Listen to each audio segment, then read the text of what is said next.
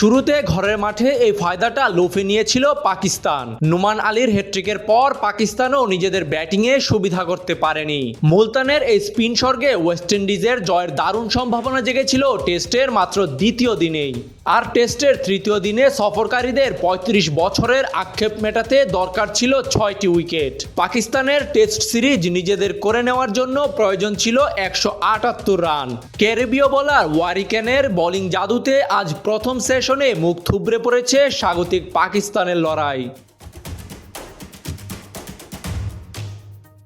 মুলতানে test জিতে ব্যাটিংয়ের সিদ্ধান্তে নিজেদের ভাগ্যর সহায় চাইছিলেন ওয়েস্ট ইন্ডিজের ক্রিকেটাররা। প্রথম দিকে নোমান আলীর হ্যাট্রিকে ৩৮ রানে ৭ উইকেট হারিয়ে ফেলা ওয়েস্ট ইন্ডিজের প্রথম ইনিংস থামে ১৬৩ রানে।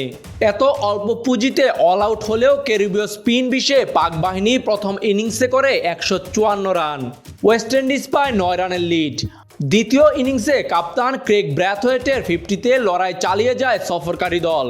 শেষ দিকে গুডাকেশ মতি এবং জামাল ওয়ারিকেনের লড়াকু ইনিংসে ২৫৪ রানের চ্যালেঞ্জিং টার্গেট পায় পাকিস্তান। প্রথম দিনে হ্যাট্রিক করা নোমান আলী ২ ইনিংস মিলিয়ে নিয়েছেন ১০টি উইকেট। পাকিস্তানের হয়ে সবচেয়ে বেশি বয়সে ১০ উইকেট নেওয়ার রেকর্ডটাও নিজের নামে করলেন পাকিস্তানি এই ক্রিকেটার।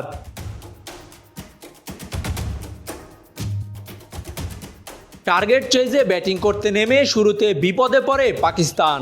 শান মাসুদ এবং মোহাম্মদ হুরাইরাকে হারিয়ে অনেকটা চাপের মুখে পড়ে যায় পাক বাহিনী। দ্বিতীয় দিনে কামরান গুলাম ও বাবর আজমের শেষ চেষ্টাও ব্যর্থ হয় পাকিস্তান। তৃতীয় দিনে প্রথম সেশনে পাকিস্তানি ব্যাটারদের গুড়িয়ে দেন ওয়েস্ট ইন্ডিজের বোলাররা।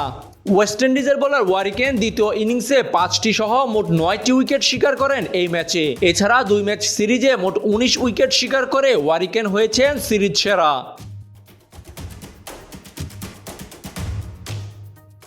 শেষবার ১৯৯০ সালে পাকিস্তানের মাটিতে টেস্ট সিরিজ জিতেছিল ওয়েস্ট ইন্ডিজ।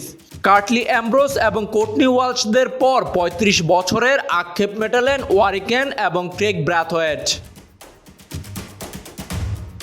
তাজিম আশরাফ, বিডি আর্কাইভ।